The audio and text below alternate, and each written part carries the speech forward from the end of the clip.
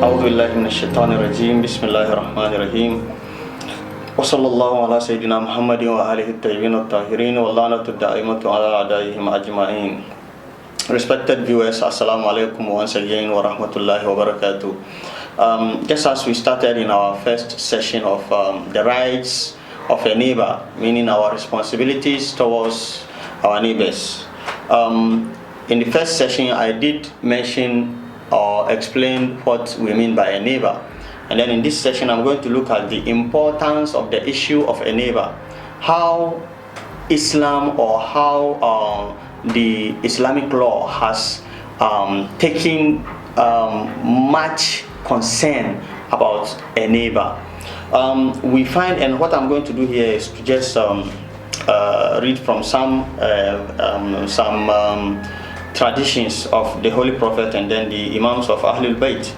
We read in some traditions that the Holy Prophet, just to tell us how important the issue of a neighbor is, how important the issue of a neighbor is, how Islam wants you to be very good to your neighbor. You have to be excellent, not only very good, you have to be so excellent in doing good things to your neighbor. It is reported, as we reported from the Holy Prophet, saying that he says, "Ma zala Jibril yusini bil jari hatta zanantu annahu sayuwarrithuhu." He says, Angel Jibril kept coming to him always. He said, "Ma zala," meaning he kept coming. He didn't stop coming to me, then advising me about my neighbor.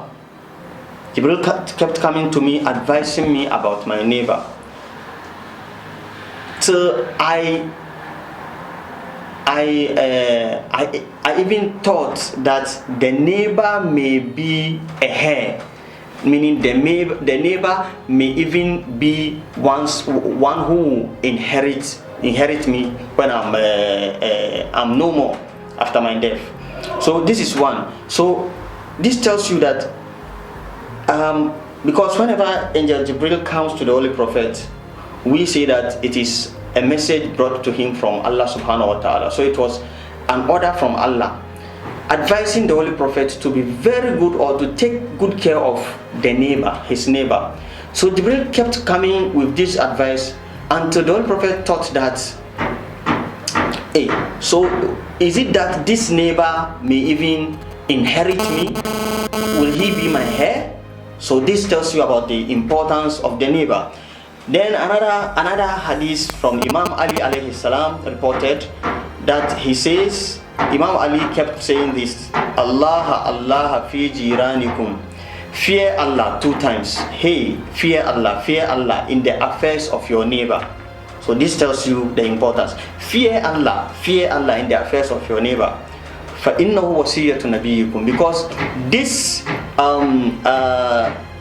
taking care of the neighbor, the issue of the neighbor, is one of the will or one of the advices of the Holy Prophet, of your Prophet. Mazala yusi bihim. The Holy Prophet also kept on. Imam Ali was saying this. He is the gate to the knowledge of the Holy Prophet. He says, the Holy Prophet also kept on advising us about the rights of the neighbor until we ourselves thought that this neighbor may become a heir. This neighbor may even inherit. So the Holy Prophet started, Jibril kept on coming him until he thought that the neighbor may even become a heir.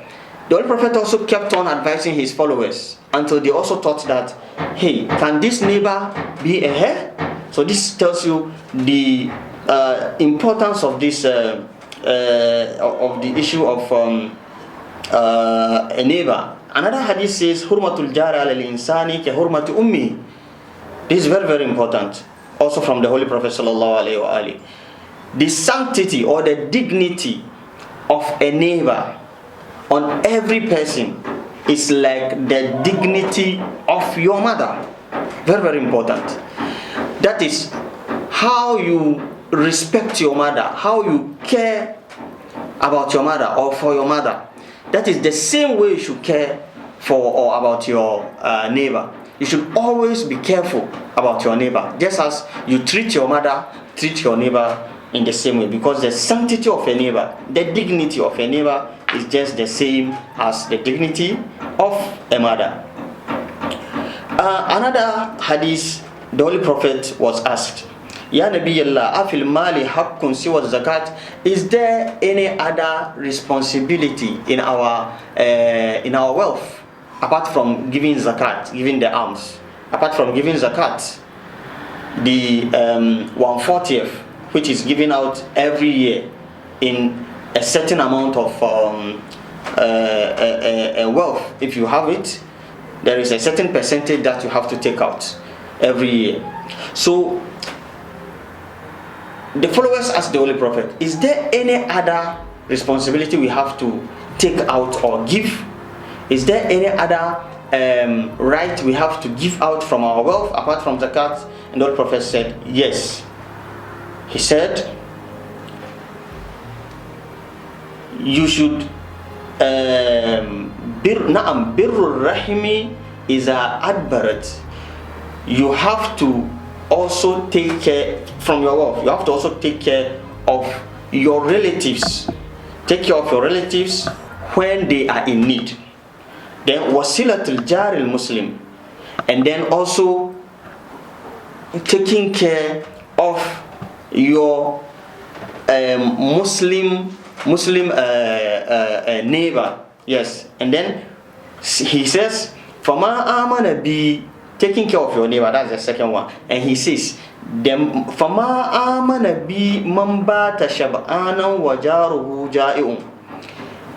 There is no one, okay? There is no one who really believes in me. So this is what he's trying to say. The Arabic, if you are going to translate it directly, will not give the meaning. This is what the Holy Prophet was saying, that nobody believes in me except this is what he's saying. Anybody who sleeps while he is satisfied, okay? You sleep satisfied while your neighbor sleeps with hunger. He's hungry, he didn't eat anything and sleeps. The Holy Prophet says, if you sleep with your stomach full, you sleep while you are satisfied, and your neighbor sleeps in hunger, then you are not a faithful one. Meaning, if you have this habit of sleeping with your stomach filled, and then your neighbor sleeps in hunger, and you know that that neighbor is very poor, he doesn't have what to feed himself nor his family, and you know that, and you didn't help that person, then the Holy Prophet is saying that then you are not my follower. So this is what we should learn from all this, that indeed Islam, or Islam in particular, and humanity at large, has taken good care about the rights of the neighbor. Yes, it is not his wealth, okay? It is your wealth. But this is what the rule in Islam is, that you should take care of that neighbor. You should take care of him very well. See that neighbor as your mother. See that neighbor as yourself. And that this also teaches us that if indeed you are not a good taker of a neighbor, then you are not a good Muslim. So for you to claim that you are a good Muslim, then you have to be someone who takes good care of their neighbor. Inshallah, we shall look at something in our last session, which will bring us to the golden rule. There we will see that this issue of neighborhood is not even limited to only Muslim neighbors. No, anybody at all. It can be anybody at all. So inshallah, we will end this importance of the neighbor here with these few traditions from the Holy Prophet and then the Ahlul Bayt, that is from Imam Ali. Inshallah, we shall meet in the next session where we discuss the prohibitions or no rights of the neighbor, inshallah, from the treatise of Imam Ali Zain al-Abidin. Until then, wassalamu alaikum wa rahmatullahi wa barakatuh.